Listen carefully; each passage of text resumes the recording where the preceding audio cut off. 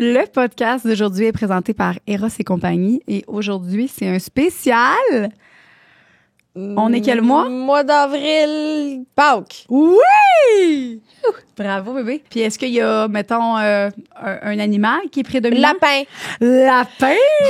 Bravo, cocotte! Alors, je te présente notre premier nouveau. On en a deux, OK? Un rabbit? Le premier petit lapin. Donc, qui est, pour vrai, là, le prix exact, je pense qu'il est comme 50 $. OK? Fait qu'elle est confirmée, mais c'est le premier, un des premiers chez Ross, dans notre gamme Eros. C'était les rechargeables. Oui. Mm-hmm. Et deuxième ici, donc ça, c'est dans la gamme Eros. Une carotte, je l'ai vue.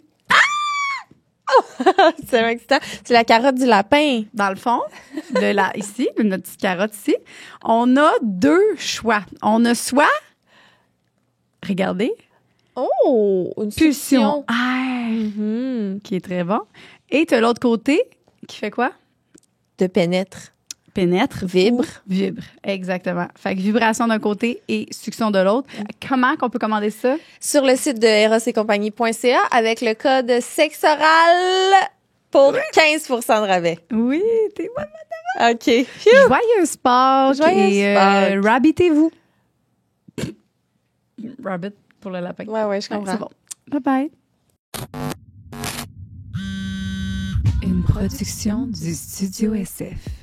Aujourd'hui, au podcast, on reçoit Marie-Ève Tremblay, qui est une journaliste qui a fait un documentaire qui s'appelle Les drogues du viol, disponible présentement sur ici, tout.tv. C'est vraiment intéressant. Pendant une belle heure, on a le privilège d'être assise avec elle, de discuter de tout ça. C'était vraiment très, très, très intéressant. Ça a déconstruit beaucoup de choses qu'on s'imaginait sur la drogue du viol. Oui, je pensais pas qu'il y en avait autant, premièrement. Puis elle raconte des histoires des gens qui ont subi ça.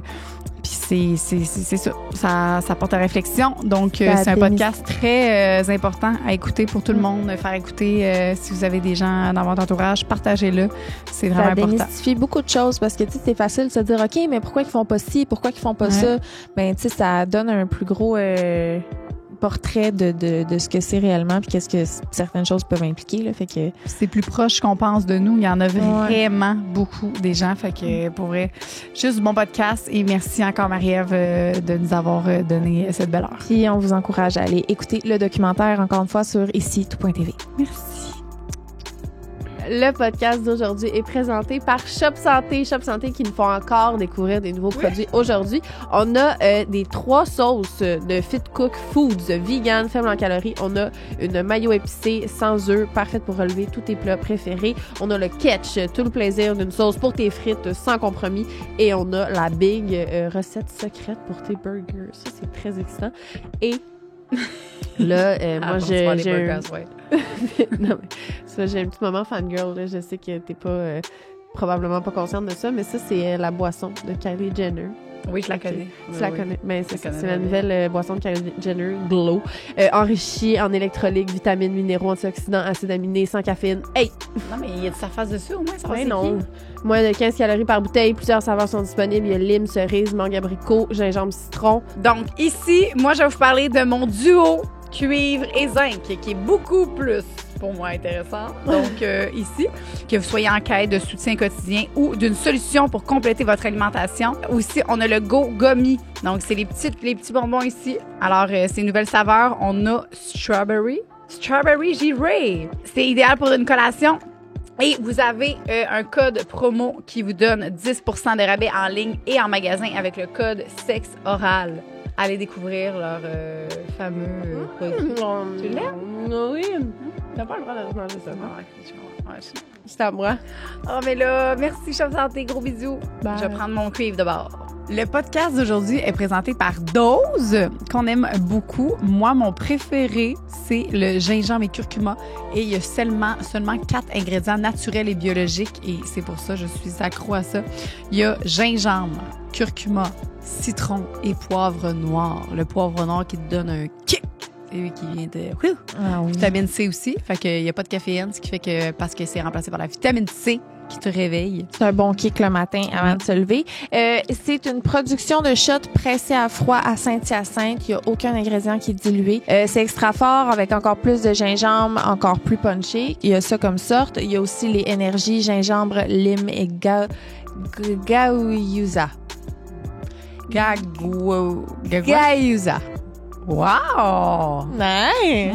Puis ben moi, mon préféré, c'est le gingembre et miel, leur bonne vieille recette de grand-mère. C'est un peu plus sucré, mais ça reste tout aussi punché. Est-ce qu'on se fait un petit shot? Yes. Elles sont disponibles où, Joanie, nos... IGA, Métro, Walmart, Super C, Maxi, Avril, Costco, paquet 12 et toujours disponible, bien sûr, en ligne sur dosejuice.ca. Shooter, ma vieille. Santé! C'est fou! Toujours. À chaque fois, je me dis, hey, à un moment donné, on va être habitué. Non. non. Ah, j'adore. Et avec le code sexe oral, vous avez 20% de rabais sur votre première commande en ligne.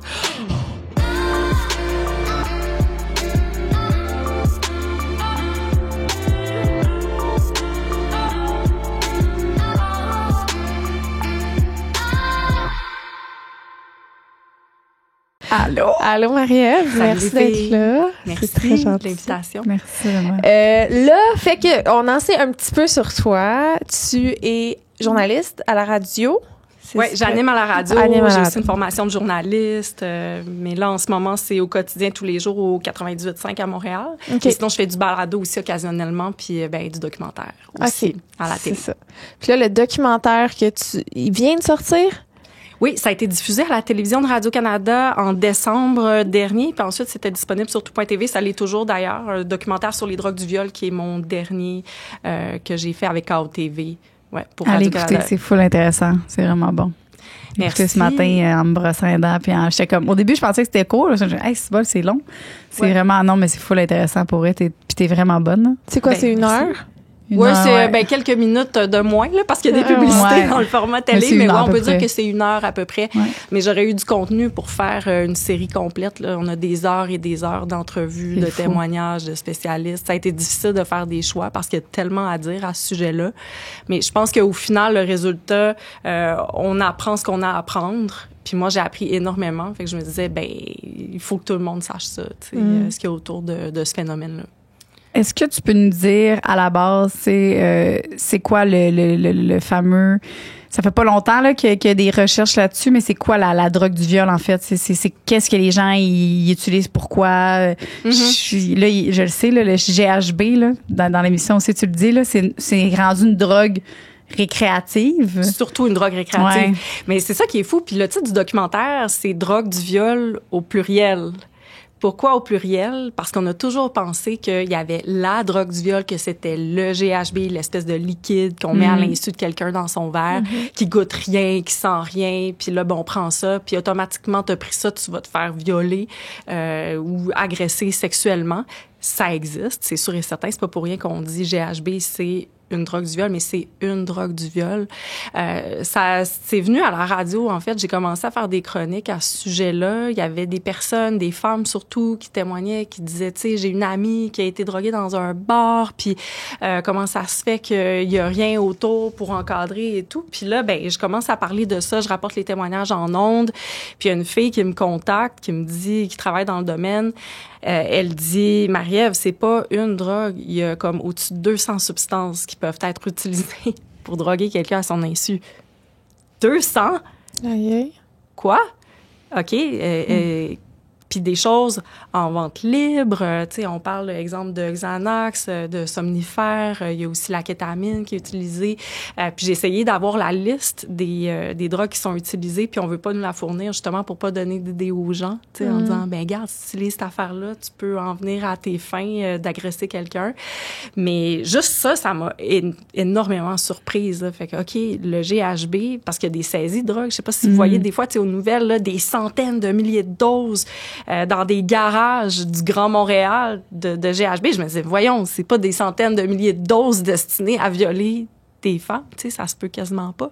Fait que c'est pour ça que maintenant, on parle d'agents de soumission chimique. On essaie de mettre de côté le titre, l'expression drogue du viol, parce que agent de soumission chimique, ça englobe plus le phénomène. Puis c'est aussi que c'est pas juste pour violer que ces drogues-là sont utilisées à l'insu des gens. Ça aussi, ça m'a vraiment surprise dans mes recherches. Il y a des personnes qui se font droguer pour se faire voler. C'est le cas d'un gars qui est de la communauté LGBTQ, qui était dans le village, qui était dans une soirée de fête et tout ça, s'est réveillé ensanglanté aux petites heures du matin. Il avait plus rien sur lui. Il était convaincu qu'il avait été drogué, puis il a réalisé qu'il avait été volé, que sa voiture avait été volée. Donc, c'est ça, ce sont des substances. Ils peuvent être utilisés. Ça aussi, c'est fou. Juste pour approcher quelqu'un dans le sens puis là je veux pas protéger qui que ce soit là, tu sais, vous comprenez ce que je veux dire, je veux pas excuser des gestes là, au contraire.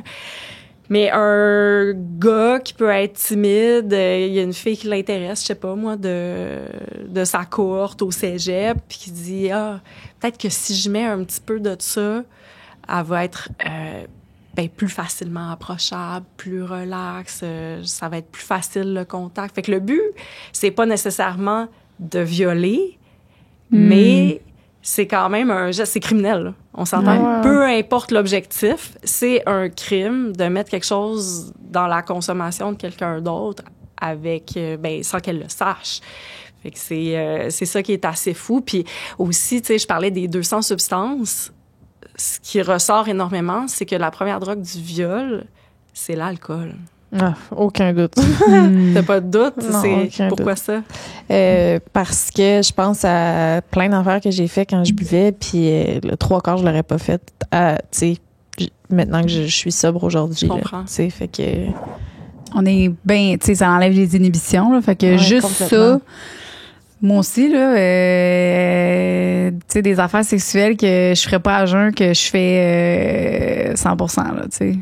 Comme... Mais ça m'a pas affecté négativement tant que ça, mais que quand même, là, le lendemain, tu te dis, c'est intense, hein, tu sais, comme... Mais tu peux pas t'en donner de l'alcool à l'insu de quelqu'un, par exemple? Ben ça, c'est autre chose que j'ai appris, oui. En fait, à l'insu de quelqu'un, ça peut être de gonfler les parts d'alcool dans les consommations. Tu sais, exemple, t'es au bar, toi, tu bois des gin tonic, là, puis là, il y a quelqu'un qui dit « OK, je vais aller chercher ton gin tonic », mais au lieu d'avoir, exemple, une once d'alcool, il fait mettre un double, un triple dedans, puis, tu sais, souvent, on prend de l'alcool fort comme ça, André, ça goûte l'alcool, mais tu sais, c'est quoi la quantité réelle qu'il y a de mélangé avec le tonic? Tu le sais pas nécessairement. Fait qu'il y a des personnes, tu sais, qui arrivent à la fin d'une soirée, qui ont perdu totalement la carte. Ils disent, mais j'ai juste pris 3 consommations. Comment ça se fait que je suis dans cet état-là? Je le sais, je me connais. C'est que t'en as pris 9, t'en as pris plusieurs. Fait qu'il y a ça aussi, des fois, qui peut arriver. T'as aucune idée de la quantité d'alcool que t'as ingéré. Une autre manière aussi, mais c'est pas totalement à l'insu de quelqu'un, mais c'est d'encourager à boire. Tu sais, quelqu'un qui a une cible, on est une gang de 6-7, puis paye sans cesse des shooters. Hey, viens, on va prendre des shooters. Tu sais, d'encourager à boire quelqu'un. C'est comme, puis là, ils sont cool, ils sont le fun, puis là, tu veux avoir du fun avec eux autres. Fait que t'embarques dans la tournée, là, veux pas. Fait que c'est comme l'influence un peu, influencer quelqu'un à boire, là, genre dans le plaisir, dans le fun. Puis finalement, ça fait qu'à la fin, des shooters, ça rentre maintenant. Oui, puis après, il y a beaucoup de culpabilité chez les personnes à qui ça s'est arrivé en lien avec l'alcool, parce qu'ils disent, je les ai prises, les consommations. Tu sais, c'est de ma faute. C'est à moi d'être capable de me tenir. Exact. Tu sais, c'était à moi de me surveiller, de contrôler la personne. Tu peux pas t'imaginer que quelqu'un veut volontairement te mettre dans un état comme ça, parce que ce qui est fou encore, fait combien de fois que je dis que c'est fou depuis 5 minutes? Pas mal de fois. J'ai même pas remarqué. Mais c'est ce que j'allais dire, j'ai perdu mon idée, mais que ce qui est fou par rapport à les consommations, genre au bar. J'ai vraiment OK, j'ai une question de base, ça va peut-être en venir. C'est quoi les... mettons, là, il y a nouvellement des statistiques depuis 2023 que ça dit. C'est vraiment full récent, là. On commence à recueillir c'est ça. des statistiques, oui. c'est quoi les drogues les plus populaires qui sont utilisées pour justement, mettons là justement son objectif, c'est de vouloir coucher avec quelqu'un, avec cette personne-là. C'est quoi? C'est-tu encore le GHB ou c'est là, pour d'autres le choses? moment, les policiers, c'est ultra récent. Il y a eu ces vagues de dénonciations-là sur les réseaux sociaux. C'est sûr que vous les avez vues justement en 2023. Puis ça a mis une pression sur le gouvernement justement parce que c'était comme comment ça se fait qu'il se passe rien. Puis ça a comme shaké la cabane. Fait qu'ils ont décidé de mettre en place des trousses dans les urgences maintenant. T'es supposé pouvoir te présenter dans n'importe quelle urgence du Québec. Si tu penses que t'as été drogué à ton insu, tu demandes à passer la trousse. C'est un petit test d'urine. Tu fais ça là-bas, t'es pas supposé attendre non plus, c'est supposé être rapide. Puis après ça, s'ils trouvent la drogue dans ton échantillon, c'est remis, c'est les policiers qui te contactent puis qui disent ben on a trouvé de la drogue, veux-tu qu'on ouvre une enquête. Ça a été mis en place en décembre 2023. Fait que là ça fait 1 an que c'est en place, puis les gens commencent à apprendre l'existence de ces trousses-là. Donc, on commence à avoir des données. On parlait, là, quand j'ai terminé l'été dernier, la production du documentaire d'un peu plus de 140 personnes, tu sais, où on avait détecté de la drogue dans les échantillons. Ce qu'on m'a dit, c'est qu'il n'y en avait aucun qui contenait du GHB. Ah ouais. Ouais, peut-être que ça a changé au moment où on se parle, mais ça expose bien à quel point c'est pas la drogue principale qui peut être utile. Puis aussi le GHB, l'affaire, c'est que c'est traite, puis c'est pour ça que c'est la drogue privilégiée pour malheureusement là, agresser ou violer quelqu'un, c'est que ça disparaît extrêmement rapidement de l'organisme.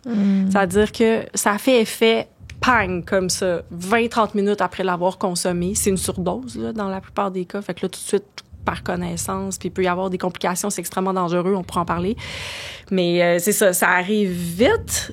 Puis, en l'espace, c'est comme entre 6, 12 heures, 10 heures que ça s'évacue complètement de l'organisme. Fait que là, toi, le temps que tu reprennes tes esprits, que tu dises, hey, il est arrivé quelque chose de pas correct, j'ai été droguée à mon insu, même si j'ai pas été violée ou quoi que ce soit, il faudrait que tu ailles rapidement à l'urgence, puis tu sais, c'est dans les heures qui suivent. Fait que c'est possible que il y a des personnes, des cas de GHB qui a été échappés parce que c'est ça, c'est la drogue du viol par excellence. Les personnes qui utilisent ça, ils savent très bien qu'ils laissent peu de traces.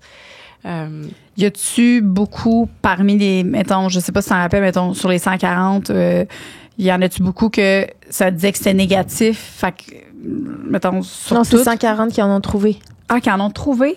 Ouais, je pourrais revoir, mais tu sais, c'était comme un peu plus d'une centaine, puis c'est partout au Québec. Il y a, dans les enquêtes ouvertes, là, j'avais le service de police de la ville de Montréal, on parlait de à peu près une trentaine, là. Puis il y en a qui décident de pas porter plainte aussi, même si on trouve de la drogue dans les échantillons. Ça arrive aussi, effectivement, j'ai pas de chiffre de données des personnes qui avaient rien, mais oui, ça arrive. Donc, dans ce cas-là, ça peut être l'alcool aussi. Il peut y avoir toutes sortes de facteurs qui font en sorte que quelqu'un a l'impression d'avoir été drogué, de perdre la carte. T'sais, ça peut être aussi, justement, d'avoir moins mangé, d'être fatigué et tout ça. Mais c'est sûr qu'on essaie d'évacuer ça parce que déjà, les personnes à qui ça arrive se sentent extrêmement honteuses. Puis c'est comme de se faire dire c'est parce que t'as pas assez mangé, parce que t'as trop bu. C'est vraiment insultant. Là. Fait que, tu sais, il faut... Les gens se connaissent majoritairement quand même assez bien. Puis toutes les victimes que j'ai interviewées, puis il y en a beaucoup, elles étaient toutes sûres et certaines qu'il y avait eu quelque chose. Quoi? Elles ne savaient pas, mais il était certaine. Fait que même si on trouve rien, est-ce que ça veut pas dire qu'il y avait pas de GHB aussi, qui avait disparu et tout ça? Mais c'est sûr que ça arrive. Il y a des cas, tu penses qu'il est arrivé quelque chose, puis finalement, ben malheureusement, on trouve rien. En Australie, c'est 500 substances qui testent. Ici, au Québec, c'est 200. Est-ce qu'il y a des substances d'autres qui sont utilisées, qui si on teste pas aussi, peut-être que c'est le cas. Fait que c'est difficile de savoir. C'est ça qui est au cœur de cette histoire-là, c'est qu'il y a pratiquement pas ou peu de données, de statistiques. Tout le monde vers qui on se tournait en disant OK, ben il y a combien de cas dans les hôpitaux qui passaient? Il y avait rien pour cocher, genre cas soupçonnés d'intoxication involontaire ou de... Ah, ouais. Ouais, c'est vraiment là où ça se passe, justement, parce qu'il y a... Puis c'est ça qui est peut-être beau dans l'histoire, qu'il y a des personnes qui ont décidé de parler. Puis j'allais dire des femmes, beaucoup de femmes, mais des hommes aussi. À la radio, chaque fois que j'en parle de ça, j'en ai parlé souvent, il y a toujours des gars, on a la messagerie. Nous, les gens interviennent comme en direct. Fait que tu vois les gens qui commentent au fur et à mesure, tu parles, puis c'est toujours comme... Ça nous arrive aussi aux gars. Peut-être des fois pour d'autres motifs, ça peut être aussi pour des agressions. Mais c'est pas un problème qui est exclusivement féminin. Mais majoritairement quand même. Oui, beaucoup plus. Ben, tu sais, il n'y a pas de statistiques, mais à la lumière des témoignages que je vois, puis depuis que le documentaire est sorti, j'en ai des dizaines et des dizaines. C'est vous parlez d'enjeux, de tabous. C'est sûr qu'il y a des personnes qui doivent se confier à vous souvent, tu sais, des histoires très, très intimes. Ben, c'est ce qui m'arrive aussi avec ce sujet-là. Puis je dirais que c'est à peu près 90% des femmes, mais il y a quand même un 10% Ça doit d'hommes. être 100% des hommes qui font ça, même aux hommes. Ah, qui droguer les Oui. autres. Ça, c'est quelque chose... Je voulais parler à quelqu'un qui avait déjà fait ça. Mon Ouais. père puis son frère. C'est mon père puis son frère, c'est une madame. Ils ont C'est déjà arrivé. fait ça? Non, ils se sont déjà fait ça par une madame quand ils étaient Ah jeunes. ouais? Ouais, puis Ah, c'est quoi ils se l'histoire? sont réveillés, Bon, ben, tout nus, ils savent pas 99%. trop. Mon père dit, c'était, regarde, faudrait, je te mettrai en contact. Il va parce que là, moi, il me racontait ça vite, là, J'en ai eu des histoires comme ça. cette semaine. Je suis Ouais. mais pas, Dom? tu appelé la police? Il dit non, il était ado. Ouais. Puis c'était une femme, puis il dit qu'eux autres qui pensent que...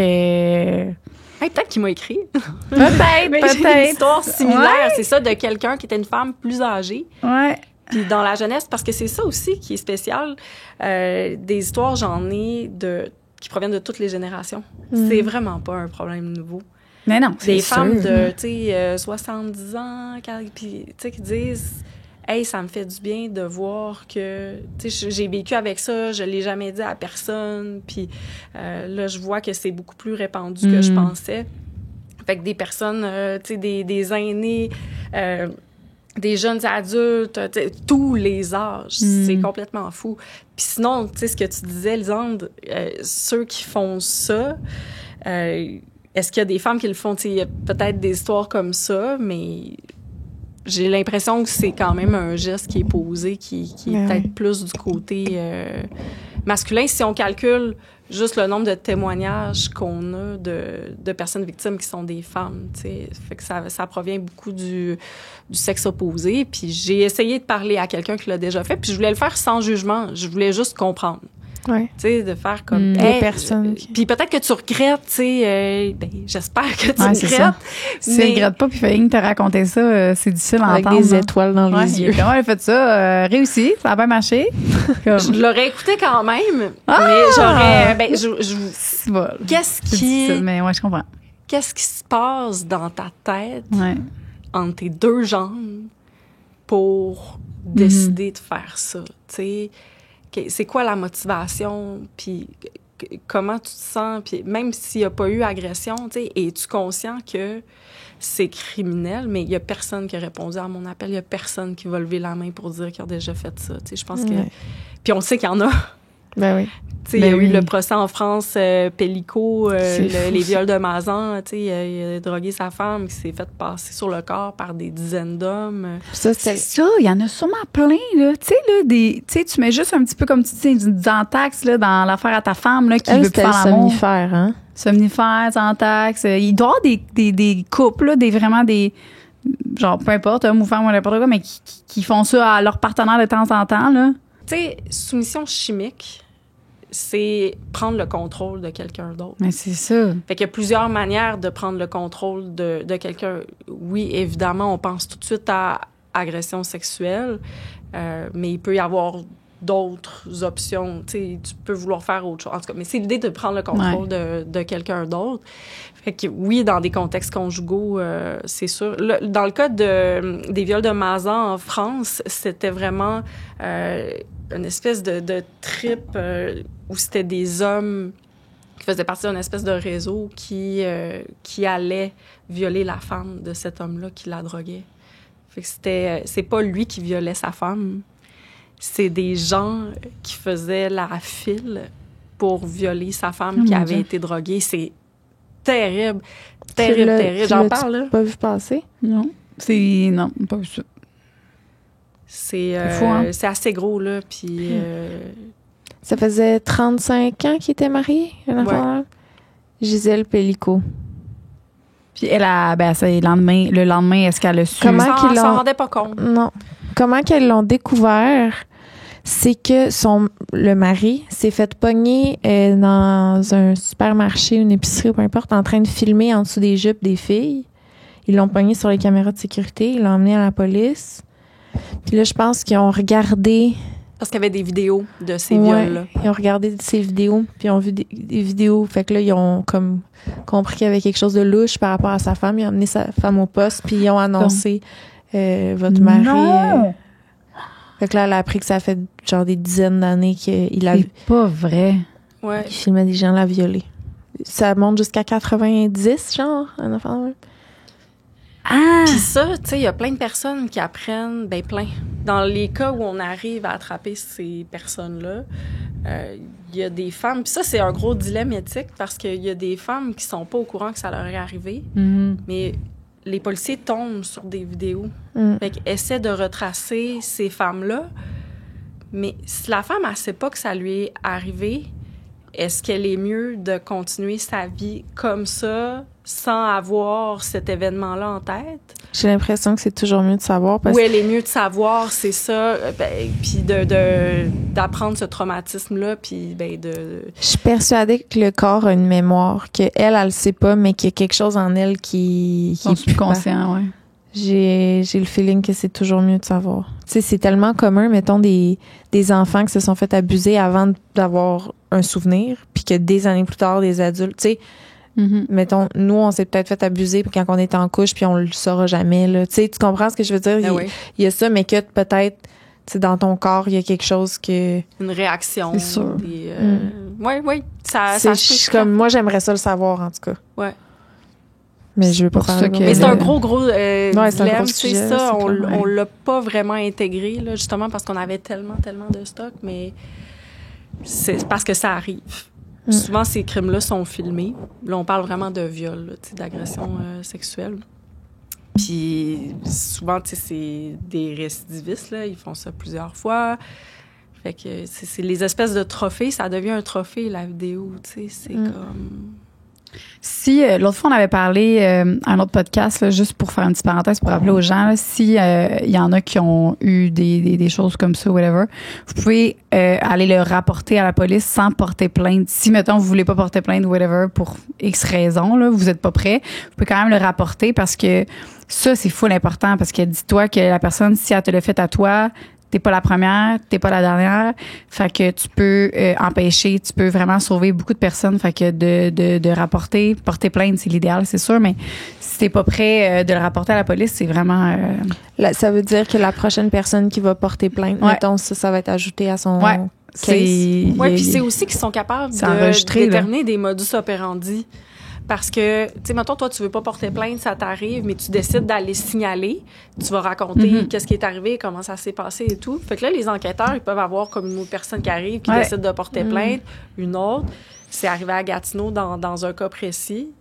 Wow! Tu sais, 2 enquêtrices qui se parlent des cas qu'elles avaient séparément. Il me semble que ça se ressemble, ça, là. Ouh! Fait que là, ils ont joint les dossiers, ils ont réalisé que c'était la même personne. Puis on fait un appel public pour dire, écoutez, voici, il y a quelqu'un qui fait ça. Puis là, ils ont reçu comme, écoute, c'est plus de 10 témoignages. Mais c'est pas tout le monde qui est allé en cours, justement, qui a porté plainte, qui a témoigné. Après ça, c'est propre à chacun.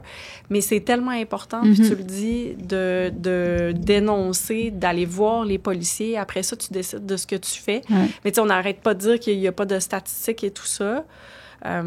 On peut avoir peur de comment on va être reçu, mais ça s'améliore beaucoup, tu sais, avec tout ce qui a été mis en place, même les tribunaux spécialisés et tout. Je pense que on veut, comme société, rendre l'espace sécuritaire, tu sais, pour les personnes qui pensent avoir été agressées. C'est une agression aussi droguée à son insu, même si t'as pas été physiquement agressé. Fait que là, on dit, on veut des statistiques, mais on a notre bout de chemin à faire aussi, c'est-à-dire y aller le dire, même si ça demande un effort, même si c'est difficile.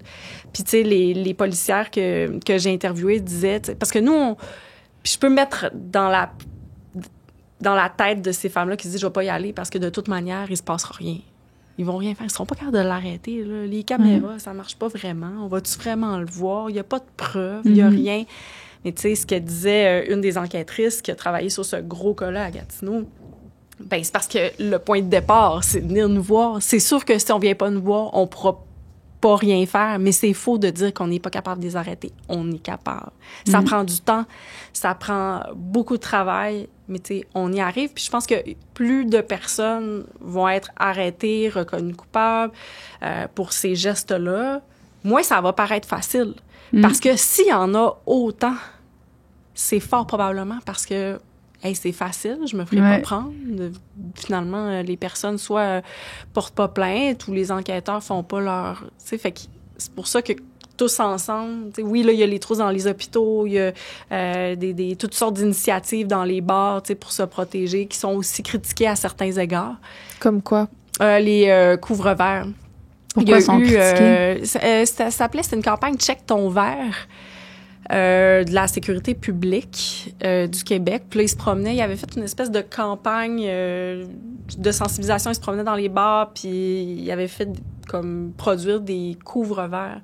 Ouais. Fait que tu mets ça sur ton drink quand t'es au bar, puis avec une paille, tu sais, ce qui fait qu'il y a personne qui a un accès pour mettre une substance dedans, mais la critique principale était de dire, ben c'est parce qu'on responsabilise encore les victimes potentielles. Tu sais, pourquoi c'est aux victimes de devoir se protéger, de devoir mettre un couvre-verre? Pourquoi on s'en prend pas à ceux qui posent ces gestes-là?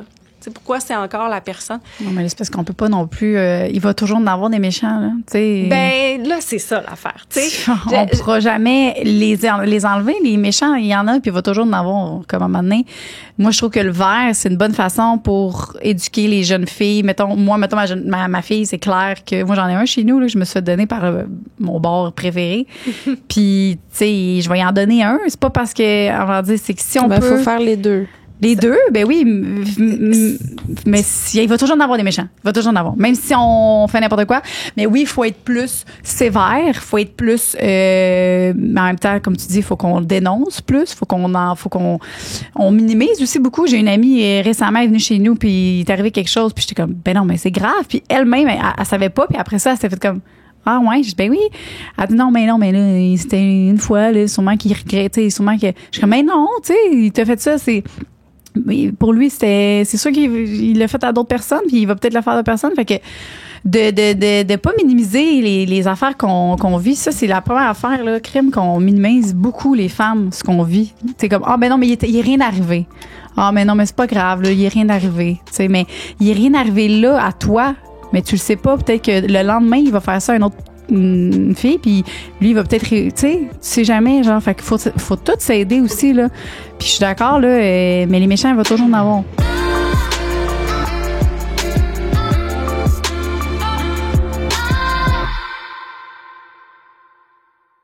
Le podcast d'aujourd'hui est présenté par Manscaped et aujourd'hui, on commence le mois d'avril, qui est le mois de la sensibilisation pour les cancers testiculaires. Est-ce que vous saviez que à chaque heure, il y a quelqu'un qui a un diagnostic du cancer des testicules et ça va de entre 15 ans et 35 ans, les cancers les plus fréquents. Ce sont le nom de la société à laquelle ils se sont associés, c'est la Testicular Cancer Society, et ils lancent le Ball Hero Bundle édition limitée TCS.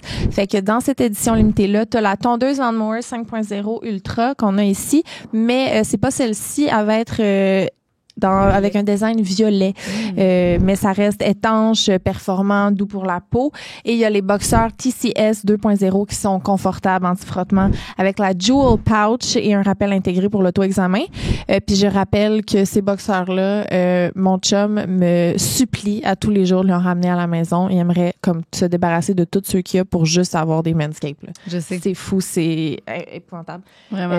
C'est ça. C'est un cadeau stylé et en même temps, qui va aider à une belle cause. Que 12 millions, il y a déjà 12 millions de personnes, d'hommes qui utilisent Manscaped. Donc, si vous n'étiez pas sûr, il y a 12 millions de gens qui sont sûrs. Vous pouvez commander maintenant sur manscaped.com et notre code promo sexoral20 pour 20% de rabais et la livraison gratuite. Vous devez faire vite, par exemple, parce que c'est une édition spéciale qui est disponible en quantité limitée. Et pour apprendre à faire un auto-examen de vos testicules ou pour donner à la cause, vous pouvez visiter manscaped.com/TCS. Merci, Manscaped, on vous aime. Bravo d'avoir fait ça. Ben, c'est pour ça que, tu sais, après toutes les recherches, la grande question, c'est comment se protéger, tu sais. Ça, c'est la question qu'on me pose en premier. C'est difficile de répondre à cette question-là parce que... Prévention. C'est une combinaison de plein d'affaires, c'est de la prévention. C'est surtout après coup, si ça a été fait, d'aller dénoncer. Tu sais, on va pas commencer à dire à tout le monde, sortez plus d'un bar, les filles, allez-y pas. Tu sais, c'est pas... Ce serait la meilleure protection, ce serait ça. Puis encore là, ça arrive aussi dans des parties de maison, ces affaires-là. Parce que, c'était ça quand j'allais dire c'est fou tantôt. C'est que ce sont dans la majorité des cas des personnes qu'on connaît. Ah ouais. Ah! Ben, Ouais, c'est plate de même. Oui, ça fait du sens, mais je pensais que par rapport à la drogue, ben ça, là, c'est qui les femmes, mettons, qu'est-ce qui tue plus que les hommes, les femmes? Hein? Mettons, ce qui tue le plus les femmes au monde, là, c'est les hommes. Oui? Mais il y a quelque chose de plus encore que ça qui tue les femmes. Les femmes? Leur mari. Ah! C'est le type d'être humain qui tue le plus. Féminicide, c'est le mari de la femme. J'ai dit les femmes, mais j'ai vraiment pas pensé à ce que j'ai dit. On se tue vraiment pas. OK, je comprends. C'est Mais ça, ça c'est dans des relations de proximité. Arrête. Cette statistique-là, je la connais pas, mais ça pourrait avoir du sens. Dans le sens, les meurtres de femmes, dans la majorité des cas, ça pourrait provenir de mari ou d'ex-conjoint. Aussi, c'est beaucoup après les séparations. Puis, l'endroit où ils sont le plus en danger, les femmes, sais-tu? Dans leur maison? Oui. Ah. Ouais. Fait que le plus dangereux qu'on peut vivre, c'est être chez soi avec son mari. Chaque jour, c'est comme non. C'est ça. Ouais, en même temps, tu sais, si on regarde la totalité de la population dans le monde, on se doute, tu sais, c'est quand même... Il Oui. y a c'est de trop, là. Mm-hmm. Mais tu sais, je pense qu'en général, on peut quand même... tu sais, faire confiance aux hommes qui nous entourent. Il y en a plein, là, des bons gars. Tu sais, il y a une couple de, je veux dire comme ça, de crottés, là. Mais tu sais, il y en a plein des hommes qui sont compréhensifs et tout ça. Mais il reste quand même que dans ces contextes-là, tu sais, d'agression, de soumission chimique, dans la majorité des cas, c'est des personnes de l'entourage, pas nécessairement un chum, mais je le disais... gang au cégep, les initiations, quelqu'un que tu sais, un ami d'un ami, tu vas dans un party de maison, il y a un gars qui est là, qui fait les drinks, qui te trouve de son goût, tu rencontres pour la première fois, tu sais, c'est une histoire d'une amie que je connais, fait que c'est pas juste dans les bars. Fait que bref, pour se protéger, il y a pas mille et une solutions. Moi, ce que je trouve le plus efficace, mais encore là, c'est une combinaison de choses, dont le couvre-feu, je crois, c'est de toujours sortir avec des amis. Puis idéalement, quelqu'un qui ne consomme pas. Parce que dans plusieurs des témoignages que j'ai recueillis, dans des contextes de bar plus, c'est toujours les amis femmes qui sont intervenues. Dès que il y a quelqu'un qui va pas bien, s'en va, tu sais, là, dans la salle de bain, aux toilettes, tu sais, c'est les amis. Tous les témoignages, c'est des amis qui sont intervenus, tu sais. Il y en a une, Angélique, tu sais, elle s'est retrouvée sous la pluie, en perte de connaissance sur le trottoir, tu sais, elle avait été sortie du bar comme si c'était un déchet, qu'elle avait trop bu. L'ami lui tenait la tête sur elle. Puis c'est comme autour, personne se souciait de ce qui était en train d'arriver. Tu sais, ça n'a pas de bon sens. Puis ça, il y a une prise de conscience qui est en train de se produire aussi dans le milieu des bars, tu sais, parce qu'il n'y a aucun propriétaire de bar qui veut avoir cette réputation-là. Hein. Fait que c'est comme, moi, je veux pas être associée à ça. Fait qu'il y a de plus en plus de formation du personnel, des barman, des bouncers, mais encore là, un témoignage qui arrive souvent, c'était quelqu'un derrière le bar qui m'a drogué. Ah ouais. Hein? Là, après ça, comment... c'est vraiment... C'est un fléau. Je pense que c'est carrément un fléau. Ben là, moi, dans beaucoup où je vais, là, des restos-bars, ils servent plus. Quand quelqu'un est sous, ils refusent de servir. Là. J'en ai 2 de bars que je vois, puis c'est rendu ça la règle, là, parce qu'à un moment donné... Puis ça, c'est une bonne règle. Là, la personne est saoule, tu le vois de même. Techniquement, c'est ton devoir de pouvoir dire comme, hey, moi, je peux ne pas te servir. Fait que ça, Les caméras, comme qu'il disait dans le reportage, c'est que toutes les bars devraient avoir une caméra qui vise le bar. Comme ça, après ça, ben, s'il arrive de quoi, au moins, on peut quand même essayer de trouver... fait que ça. Ouais, puis c'est ça. Sinon, comment se protéger? Ben, de s'assurer que, tu sais, d'avoir du monde autour en qui t'as confiance. C'est vraiment la première chose. Moi, le couvre-verre, sincèrement, oui, je le fais cool. pas. Ouais. Mais ce serait, je trouve que c'est une bonne option. Après avoir tout évalué, je me dis, s'il y a un élément de plus que tu peux faire qui peut t'empêcher de vivre quelque chose comme ça, pourquoi tu le fais pas? Pourquoi tu sais... On n'est pas rendu à dire on fait confiance à tout le monde, tu sais.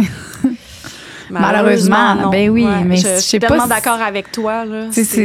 Moi, j'y croyais à mon petit monde de licorne, là, jusqu'à pas longtemps, là. Là, je le sais, là, que les méchants, moi, avant, j'étais comme, non, il y a du bon dans toutes les personnes. Maintenant, je suis comme, non, il y a des gens qui ont juste du mauvais. Malheureusement. Encore une fois, je sais pas, j'ai fait une bonne réalisation. Triste réalisation. Je veux savoir. Les symptômes pour, mettons, une personne qui s'en va dans un bar, puis que ça serait quoi les symptômes qui seraient à surveiller, qu'on pourrait aider les femmes à savoir comme, ouais, j'ai peut-être été droguée? C'est si très rapidement il y a un changement d'attitude. C'est ce qu'on m'a expliqué. C'est sûr qu'avec l'alcool, si on considère que c'est la première drogue, c'est plus difficile parce que c'est graduel, mais ça peut quand même arriver très, très rapidement. Tu sais, t'as un ou une amie qui est en train de danser, puis là, tout d'un coup, tu sais, perd la carte, là. Pas perd la carte, mais tu sais, plus de son, plus de lumière. Ouais. Vous comprenez ce que je veux dire? Tu sais, puis ça, c'est peu important que tu aies été drogué à ton insu ou pas. Mais ça, c'est un symptôme qui peut arriver. C'est très, très, très rapide. Okay. Puis d'ailleurs, l'urgentologue spécialiste en toxicomanie que j'ai interviewé pour ça, tu sais, il dit c'est un signe clinique particulier. Lui, il envoie régulièrement là, des cas d'intoxication au GHB qui peuvent être volontaires parce que je dis c'est une drogue d'abord récréative. Mais il dit la pathologie, c'est particulier parce qu'ils sont en arrêt cardio-respiratoire. C'est extrêmement dangereux en passant, on en parlera. Là. Salle de choc, réanimée, puis tout. Puis là, tout d'un coup, là, quand ça kick plus, là, OK, je m'en vais. Ouais. Comme si de rien n'était. Il s'est rien passé. De ce que je connais, mettons, de la réputation du GHB, moi, comment que j'ai appris que c'était une drogue récréative, c'était beaucoup les danseurs. Parce que comme je travaillais dans un bar en haut d'un bar de danseurs. Ouais. Puis parce que tu prends pas de poids, le GHB, c'est comme, ça te saoule vite, entre guillemets, sans avoir à prendre des calories. Fait qu'eux, ils prennent des petites quantités de GHB, puis tu sais, vu qu'ils vont full au gym, puis c'était comme c'est ça, c'est pour ça qu'ils prenaient ça. Oui, c'est vraiment un état d'ébriété, là, le sentiment. Les personnes prennent ça pour se sentir... sans avoir à prendre de calories. Ouais. Puis tu sais, avec un... C'est pas bon, on fait pas ça. Non, mais quand même, faut pas démoniser. Genre, elle a pris ça récréatif dans le reportage, elle était avec son ami. Il arrive, il y a une petite soirée, ils ont bu un peu, ils ont fait, on fait-tu un petit peu de GHB? Ils en ont fait, puis elle est morte. Peux-tu nous en parler de ça? Oui, c'est ça. C'est une fille... c'est pour ça que j'ai toujours été super sensible au GHB. Mm-hmm. J'étais jeune adulte, là, puis le frère de ma meilleure amie avait une blonde, c'est comme je le dis, mais c'est la plus belle fille de Chicoutimi. Fait que, tu sais, comme on la remarquait, parce que j'ai du Saguenay, Lac-Saint-Jean, là, c'est pour ça que je dis la plus belle fille de Chicoutimi. Véronique, puis à un moment donné, je me souviens, c'est l'été, puis Véronique est morte. Morte. Tu sais, il y a 3 semaines, je la voyais faire un massage, à marcher sur le dos de son chum, puis elle est morte. Ce qui s'est passé, c'est ça, c'est qu'elle était avec une amie à Québec, elle travaillait là-bas, coiffeuse, puis ils avaient fait un souper au restaurant, bu une bouteille de vin à 2, puis ils sont sortis dans un bar, puis quand ils sont rentrés à leur appartement, il y avait quelqu'un qui avait laissé du GHB, puis ils ont décidé de mettre ça dans un lait au chocolat. Puis là, ils l'ont bu comme dans le même verre, les deux. Ils ont comme perdu la carte sur le lit, se sont endormis sur le lit. Puis le lendemain matin, le téléphone, son réveil matin sonnait à Véronique. Puis sa coloc, elle se réveille, tu sais. Puis elle dit hey, « Véronique, il faut que tu ailles travailler. » Puis Véronique, elle s'est jamais réveillée. Elle a fait un arrêt cardio-respiratoire. Puis elle est morte, 19-20 ans, là. Puis c'est fou. Puis tu sais... t'entends ça, puis c'était quand même tabou, là. Tu sais, j'entendais juste GHB, Véronique est morte, mais t'oses pas trop poser de questions. Fait que je savais pas, avant de faire le projet documentaire, si elle l'avait pris volontairement ou pas. Finalement, j'ai eu le rapport de coroner, tu sais, après le décès, puis là, vraiment... ce que le coroner dit, c'est sensibiliser au danger de ces drogues-là qui peuvent être mortelles. Puis ça, sincèrement, là, je n'avais jamais entendu parler de ça, à l'exception de cette fille-là qui est morte ou soi-disant après du GHB. Fait que moi, j'ai toujours eu peur de cette drogue-là. Je suis comme, tu peux mourir. Puis d'ailleurs, le documentaire, si j'arrive à rejoindre des personnes qui potentiellement pourraient faire ça, si j'arrive à les sensibiliser en disant, tu sais, tu peux tuer la personne, c'est-tu vraiment ça ton but? Ouais. C'est dégueu là, de vouloir agresser, c'est criminel de droguer quelqu'un à son insu, mais sais-tu que tu peux tuer la personne? Y a-tu pensé? Je suis pas sûre. Pas sûre que les gens... Puis dans le rapport de coroner, c'est ça, tu sais, ça disait, ça expliquait, tu sais, ça prend plus de sensibilisation au danger de ces types de drogues-là, puis ça fait 20 ans. Puis il n'y en a pas eu, là. Ben moi, j'en ai pas vu, en tout cas, c'était... À part cette histoire-là. Fait que c'est extrêmement dangereux. Fait que les personnes là, qui sont droguées à leur insu, qui se font soit violer et tout ça, qui sont écrasées dans la rue ou, tu sais, par terre, il faut les prendre en charge aussi, là. Oui. Tu sais, parce que c'est une surdose. Le côté récréatif, là, c'est des personnes qui, généralement, s'y connaissent très bien, dans le sens où ils savent exactement la dose. J'avais déjà vu un reportage, c'était sur YouTube, ça fait des années. Tu sais, c'était une gang qui s'en allait en autobus d'un festival. C'était comme une espèce de mini-documentaire, c'était américain, mais t'es voyais dans l'autobus, il y avait le fournisseur de GHB, c'était vraiment cette drogue-là. Puis tu sais, ils se mettaient des chronos sur les quantités qu'ils prenaient, c'était très, très, très sérieux, là, dans le sens où...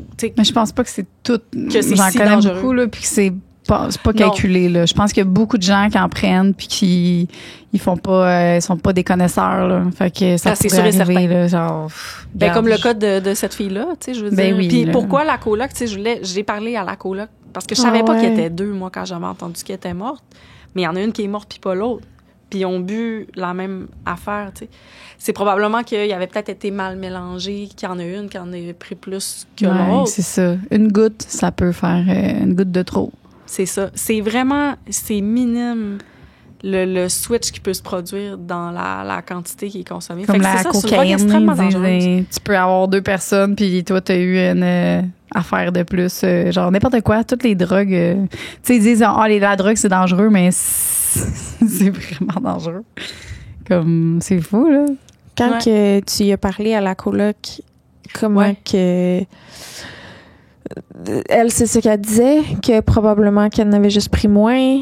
Elle sait pas ce qui s'est passé. Puis c'est ça qui est vraiment triste parce qu'elle s'en est beaucoup voulu de cette histoire-là parce que les deux l'ont fait ensemble. Puis, tu sais, j'ai-tu l'air de l'entraîner? Mais ils avaient vraiment décidé ensemble, les deux. Mais elle se sentait comme coupable, responsable. Puis ça, c'est fou. Elle dit, j'aurais voulu que ce soit moi pendant longtemps. Là, j'aurais voulu que ce soit moi qui meure, pas Véronique. Puis quand je l'ai contactée, tu sais, ça a pris quand même plusieurs mois avant qu'elle accepte de me parler. Elle n'avait jamais vraiment reparlé. Tu sais, c'est elle, tu dis, tu te réveilles après une soirée de fête, quelque chose de le fun, c'est positif. Tu sais, c'était agréable, leur soirée, tu sais. Puis ton amie est morte, puis là, tu sais, tu te ramasses à faire toutes les manœuvres de réanimation, appeler, tu sais, à raconter si on l'a pas laissé dans le documentaire encore là, parce que j'ai dit qu'elle est partie sur le bord du fleuve, puis ça a pris des heures, tu sais, avant que quelqu'un vienne la rejoindre qui était proche de Véronique, puis dit c'est pas de ta faute, fais-toi-en pas. Mais tu sais, elle dit, j'avais aucune idée, moi, que ça pouvait nous tuer, cette affaire-là. Aucune idée, là. Puis ça a été difficile de s'en remettre, là. Mais je suis contente qu'on parle de ça aujourd'hui. Même je sais que c'est comme full, tu sais, mais ça peut en sauver d'autres. Le fait qu'on en parle, là, je suis merci full de venir. Ouais. Puis tu sais, je veux pas être non plus ultra alarmiste. Tu sais, je pense que c'est important de savoir ces choses-là. Après ça, tout le monde peut décider de prendre leur propre décision. Ben oui. Moi, ça, là, c'est correct. Là, je parle tu sais, des dangers de la consommation. Je me dis, s'il y a des personnes qui, là, nous regardent, nous écoutent ou qui vont voir le documentaire puis qui pourraient avoir une tendance à droguer quelqu'un à son insu, ben sache que, regarde, il faut pas faire ça, puis deux, comme tu mets la vie de quelqu'un en danger. Fait que c'est là, tu sais, ayons les informations, puis après ça, ben prenez vos décisions, puis surtout, ben sensibiliser. Là. Je pense que ça, c'est vraiment au cœur de l'histoire, mais je veux pas être moralisatrice. Ça, c'est vraiment important. Là. Tu sais, je donne les éléments, puis après ça, faites-en ce que vous voulez. Mais moi, j'ai appris. À chaque fois, c'est drôle parce qu'à chaque fois que je faisais une chronique, parce que le documentaire, c'est pas moi qui ai décidé de le faire. Je faisais des chroniques à la radio, puis là, à chaque fois... parce que ça, c'est une autre affaire dont je vous ai pas parlé. Il y a... Après ma première chronique de témoignage à la radio, je finis en disant, il existe des sous-verres pour détecter la drogue dans les verres. Oui. Tu mets une goutte, puis là, t'es capable de savoir s'il y a du GHB ou de la kétamine. Puis là, j'avais fini en disant, puis comme d'envoler, pourquoi il y a pas ça partout? Tu sais, c'est une manière de plus de se protéger. Je sais pas combien ça coûte, mais même à ça, tu sais, pourquoi c'est pas là? Puis encore là, j'ai un appel après. D'une spécialiste, Sandriane Saint-Gelais du mouvement collectif. C'est elle qui a mis en place, avec son organisme, commande un Angelo. Tu sais, si tu penses que tu es en danger, tu commandes un Angelo au bar. Puis c'est comme un signal de dire... Ouais, c'est un signal de dire, hey, je me sens pas bien, je suis en danger. Puis là, le barman ou la barmaid te prend en charge. Fait que c'est elle qui est derrière ça. Puis là, bref, elle m'appelle, elle dit, c'est de la merde, ces sous-verres-là. Je dis, comment ça, c'est de la merde? Mais elle dit, ça détecte juste deux substances, la kétamine, le GHB, mais il y a 200 substances, puis c'est comme ça fonctionne pas. Tout dépendamment, tu sais, si ton verre d'alcool, il y a du lait ou de la crème, tu sais, je pense, mettons, un Baileys, ou si c'est de l'alcool fort, ou si c'est un truc ultra acide. Fait qu'il peut y avoir plein de faux positifs, plein de faux négatifs. Fait que tu sais, tu peux mettre une goutte sur ton sous-verre, puis là, ça sort comme s'il y avait du GHB. Fait que là, tu te mets à paniquer. Tu soupçonnes tout le monde autour de toi. Qui a essayé de faire ça et tout ça? Alors que il y en a pas de GHB. C'est juste que ton drink est trop acide. On les a fait les tests avec le documentaire, là, un gin tonic super acide. C'est sorti positif. Dans un verre d'eau, ça marchait positif. Dans un verre d'eau, ça sort positif. L'eau du robinet, là, genre parce que c'est le pH, en fond, c'est selon le pH. Fait que l'eau du robinet qui a un pH plus... puis j'ai mélangé le gin tonic, il y en avait dedans, puis c'est sorti négatif. Mais c'est ça, il y a quelque chose avec le pH. Ouais. Fait que, oui, parce qu'on a obtenu du GHB de rue, là, tu sais, dans notre démarche, parce qu'on voulait les tester, les sous-verres. Fait qu'on a fait les tests, justement, tu sais, comme un verre d'eau, bière, gin tonic, sans. Puis là, après ça, on a mis dans tout, sauf l'eau, parce qu'il sortait positif sans rien. Fait que c'était comme ça, va faire pareil avec le GHB. Ouais, c'est fou. Fait que, ça va faire pour quelqu'un qui est anxieux. Oh, mon Dieu, j'ai du GHB. C'est ça, exact. Un verre d'eau. Puis à l'inverse, il y en a, tu testes, puis là, finalement, ça sort négatif. Fait que tu l'ingères quand même, en pensant que t'es en confiance, puis que ça avait de l'allure.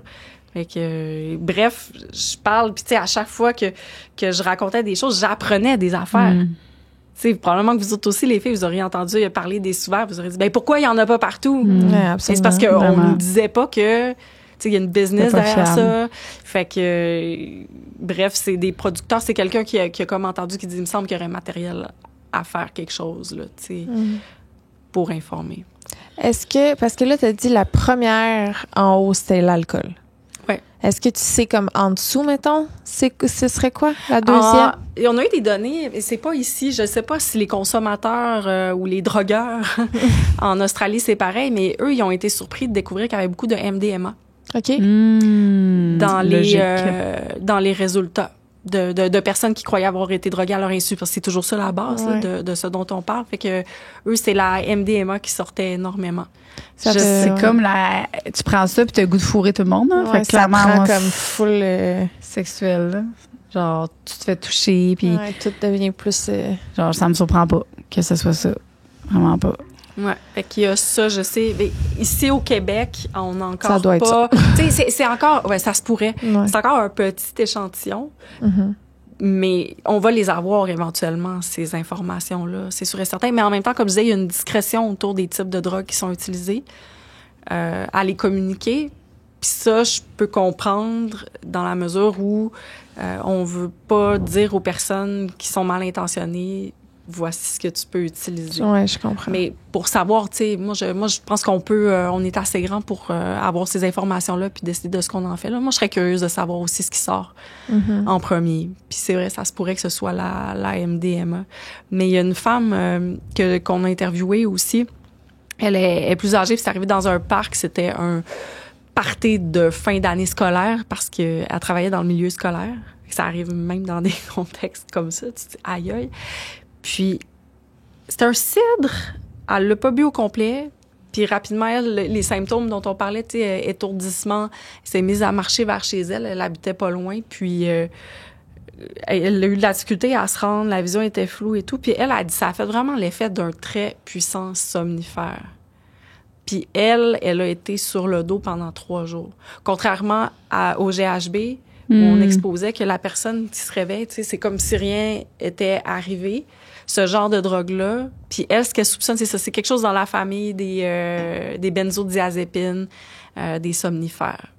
Fait que, est-ce que c'est utilisé souvent? C'est là où c'est vraiment difficile à dire. Mais dans tous les témoignages que j'ai eus, j'ai l'impression qu'il y a des explications différentes avec des symptômes qui changent un peu, qui peut faire en sorte qu'il y a plusieurs différentes drogues qui ont été utilisées. Ouais. Toi, là, t'as dit le documentaire, comment qui est né, là? Ouais. On n'en a même pas parlé de ça parce que, bon, là, toi, tu disais, t'avais des appels à la radio par rapport à ça. Puis là, le projet du documentaire, c'est quelqu'un d'autre qui te l'a apporté? C'est quelqu'un qui écoutait, c'est un auditeur. C'est un auditeur. 98.5. Parce que moi, j'arrêtais pas de revenir. Chaque fois que j'apprenais de quoi, je revenais. Ben, tu sais, j'avais pas le choix.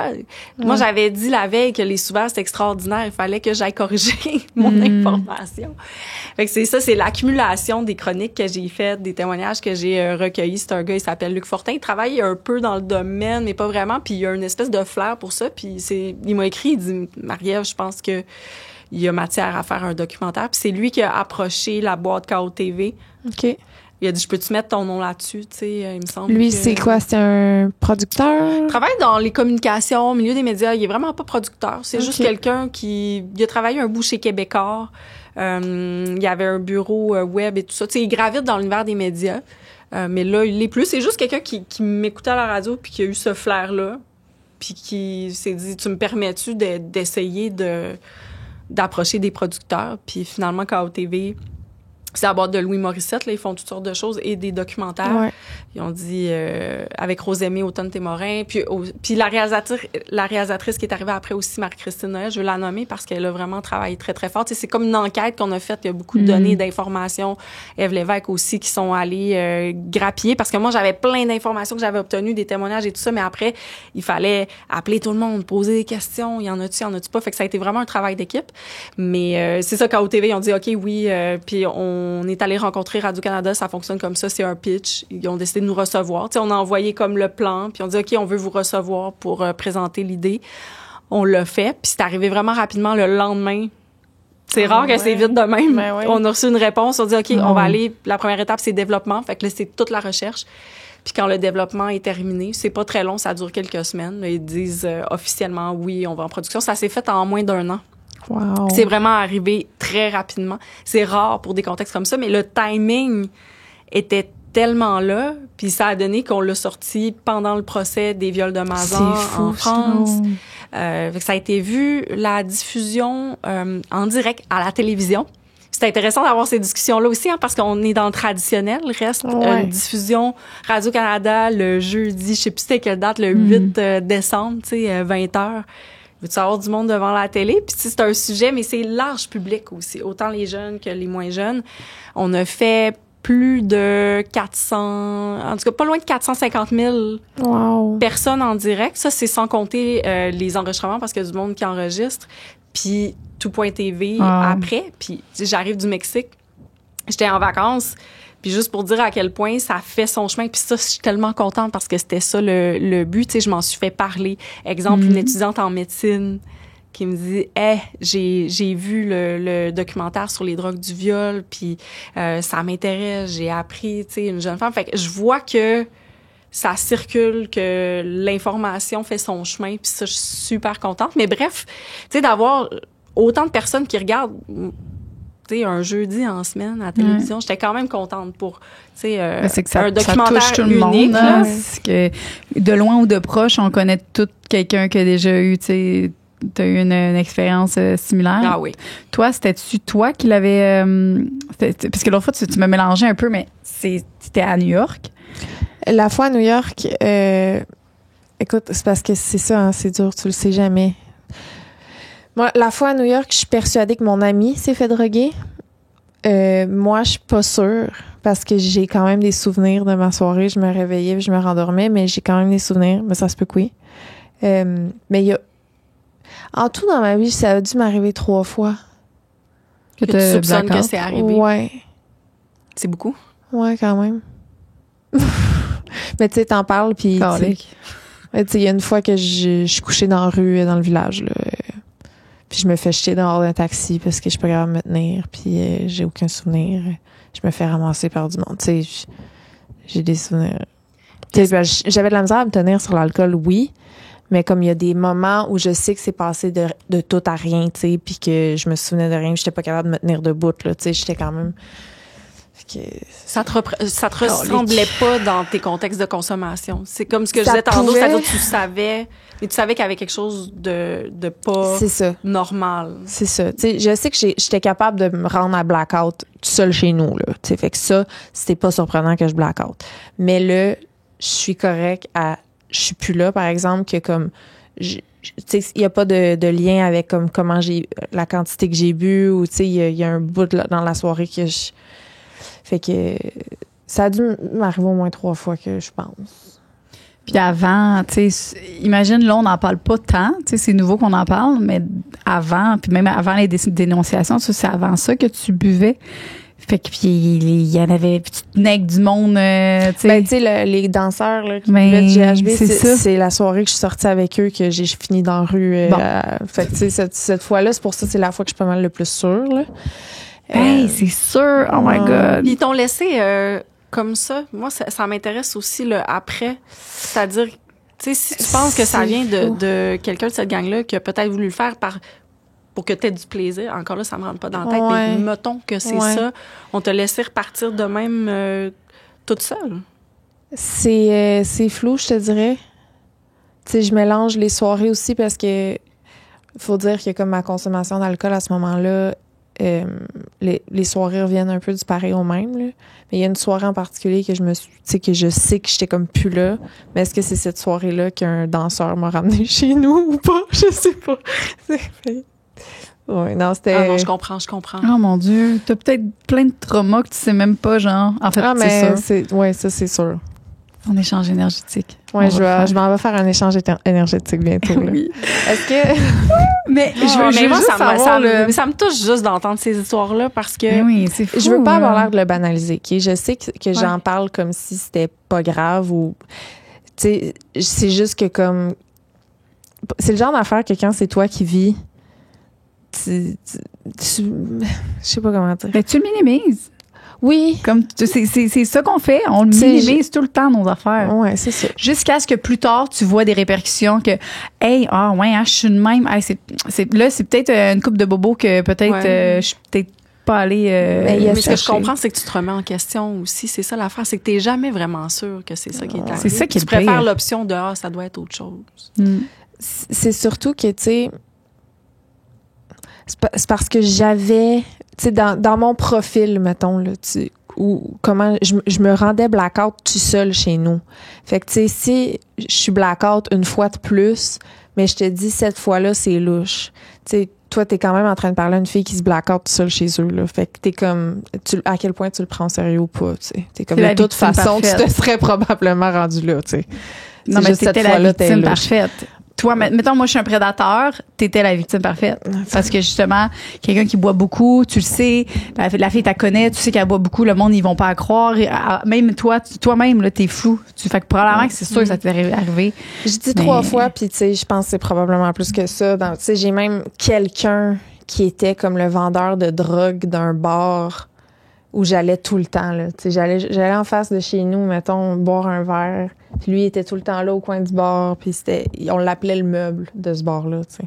Puis lui, je l'ai toujours trouvé louche. Puis tu sais, chaque fois que j'allais à ce bar-là, je revenais chez nous complètement paf. Puis dans mes souvenirs, je buvais pas tant que ça. Tu sais, il y a bien des affaires dans mon parcours d'alcool que j'ai l'impression qu'il y a des bouts que... Il te manque une couple d'explications. Ouais.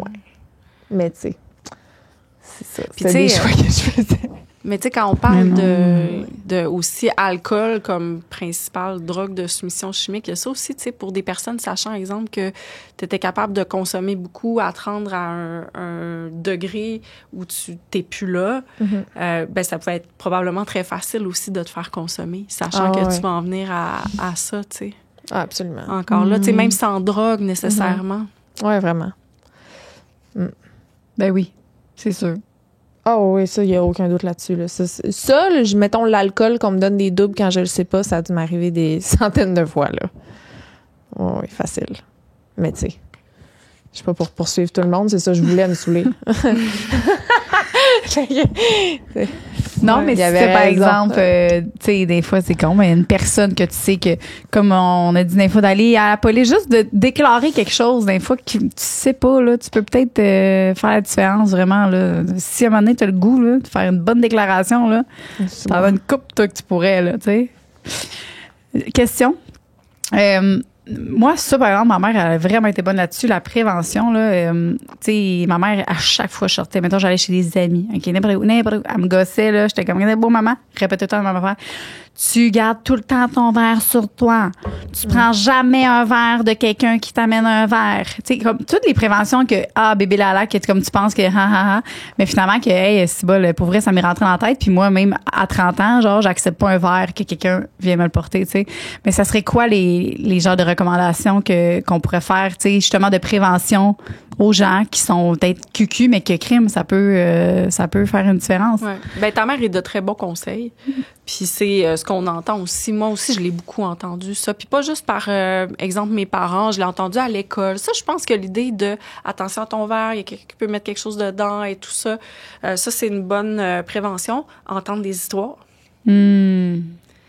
La force du témoignage, tu sais. Mais comme la fille, là, moi, tu m'as traumatisée avec le GHB. Genre, moi, ça a eu un effet. J'en ai pas. Je l'ai envoyé à tout le monde qui en prend. Genre, tous les gens que je sais qui en prennent des fois, genre, les parties, je l'ai envoyé. J'étais comme, Ouais, moi, ça a eu un effet sur toutes les drogues, cette histoire-là. Tu sais, justement, qu'on se dit, ça peut être dangereux, on le sait, mais on dirait qu'on le sait, mais tant que ça nous touche pas autour de nous, tant qu'on voit pas les conséquences, qu'on les entend pas, ça, c'est pas que c'est pas important, mais c'est lointain.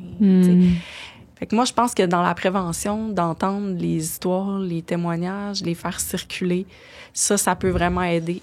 Parce que, ta mère qui dit de protéger ton verre, tu sais, ça dépend de l'âge que t'as et tout, tu peux décider de faire comme, là, elle exagère et tout. Non, attends, mais regarde, là, écoute ça, regarde ça, je te le dis, mais c'est pas pour rien. Ça, c'est sûr et certain.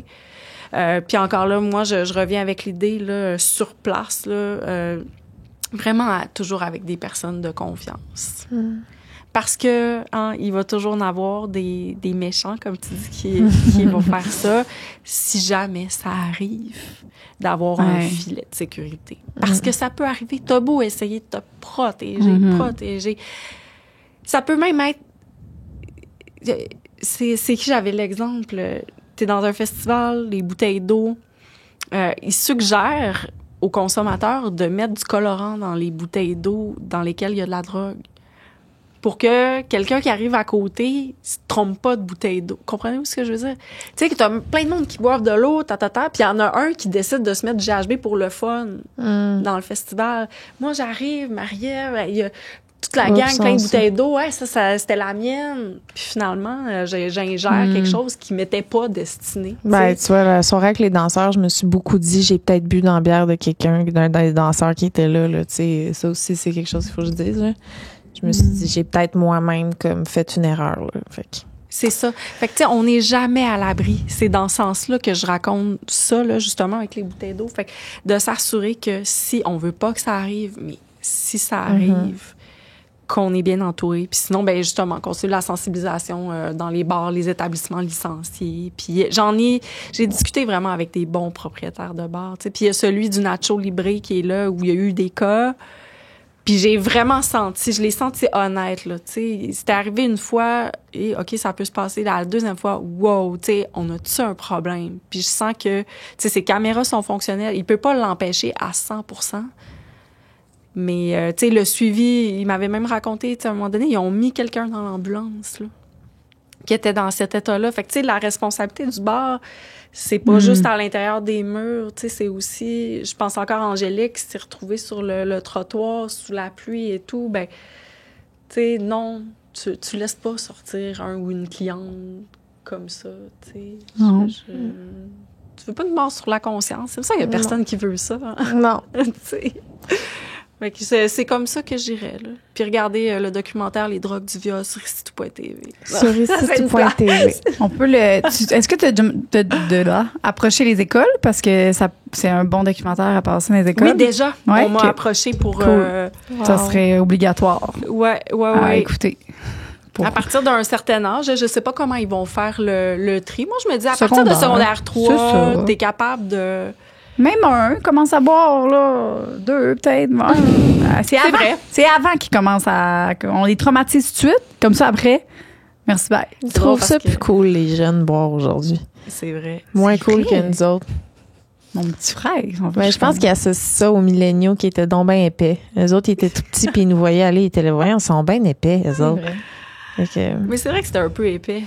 Tu sais, j'ai souvenir de sortir encore là à Chicoutimi ou Pub Avenue, il y a une piste de danse tournante. Puis tu sais, c'était quadruple ton cash, tu donnais 5 $, puis là, t'avais comme 4 coupons. Puis c'était soit comme un coupon d'une bière ou un vodka jus d'orange, là. Hey, j'en prenais en moutarde. Votre couche d'orange, c'était Ah ouais, mais tu sais, quand t'as ça, là, 17, 18 ans, et c'est vraiment notre époque, je pense, ça. C'est plus cool. ça. Aujourd'hui, Non. c'est beaucoup les chillings, ils appellent ça les chillings dans les parcs, dans les sous-sols de maisons. Tu sais, on se déplace plus en ville non plus, ils se donnent des rendez-vous. Là, je parle des jeunes plus C'est la adolescents. COVID là, tu sais, là, je qui a sais fait ça, là, qui a comme... tu sais, Ouais, qui a changé les en fait manières. on pouvait plus aller au bar, fait que là, on a commencé à chiller. Moi, avant, tu sais, on va dire, je chillais pas dans les sols, puis finalement, ben là, c'est rendu ça, les parties, là. Là, on recommence. Là, j'aime mieux sortir. j'ai des souvenirs de parties de maison quand j'étais ado, là. Mais tu sais, on saoulait, On là. appelait ça des brosses. Oui, on virait à brosse. On avait Ouais, viré à brosse. c'est vrai que j'en ai. On était dégueulasses. Gros crise de sourpuss. Oui, le gros Sex on the Beach, toi, la grosse bouteille Ça, c'était bleue. une pièce aussi au Pub Avenue, là, Ouais, dans les petits jeux de dégueulasse. plastique, le savon. De la Boris. Les tubus de la Oh mon crise Dieu, de oui, Boris. la Boris. Mais oui, C'est la petite bouteille. mais oui. Lui, au dépanneur, Je là, commence au tu sais, c'est Smirnoff. bleu, là. Smirnoff Boris. Boris. Tu sais, au dépanneur, c'est bleu, là. C'est genre une bouteille bleue, là. Ah oui, les 7 cool. là. C'est quoi, 7 c'est genre... Ça existe encore. Ouais. Les four locaux, genre. Mais les four locaux, ça, c'est l'histoire de Ouais, la c'est jeune femme qui est morte aussi. Jeune femme?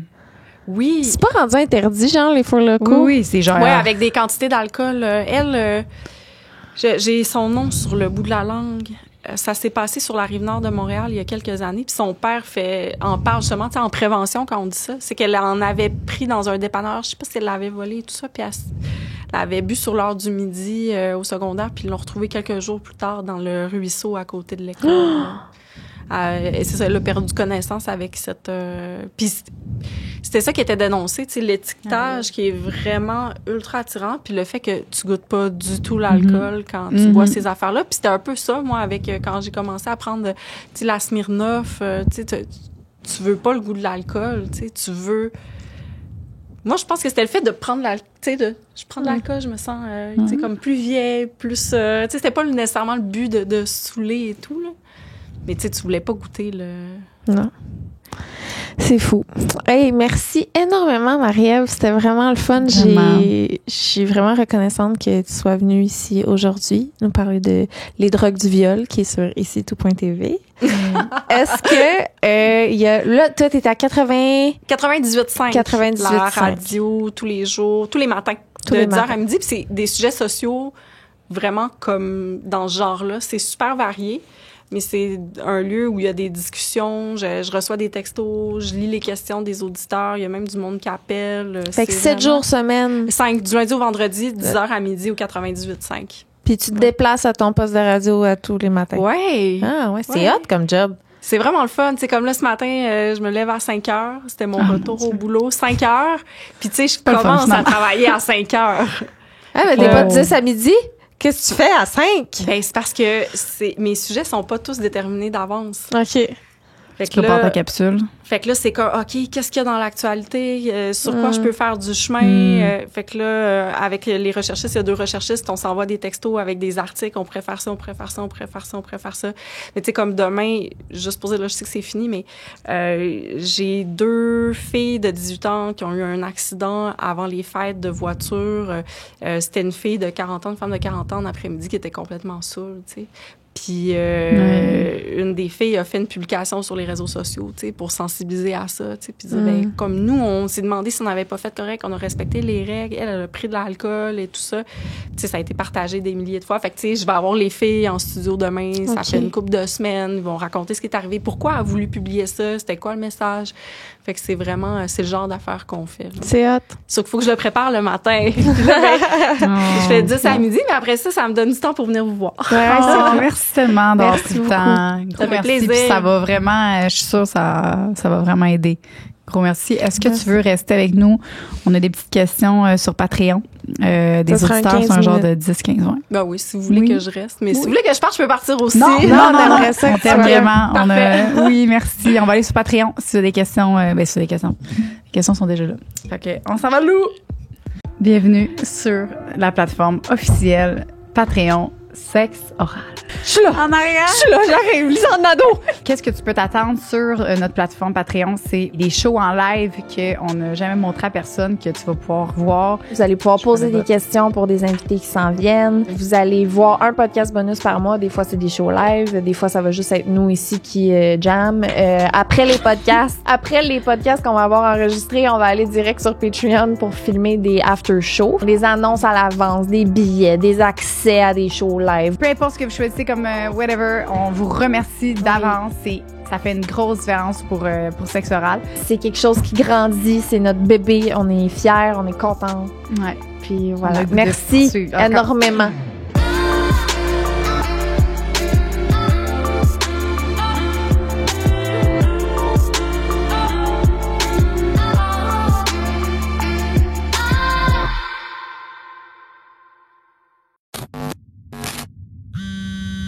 Une production du Studio SF.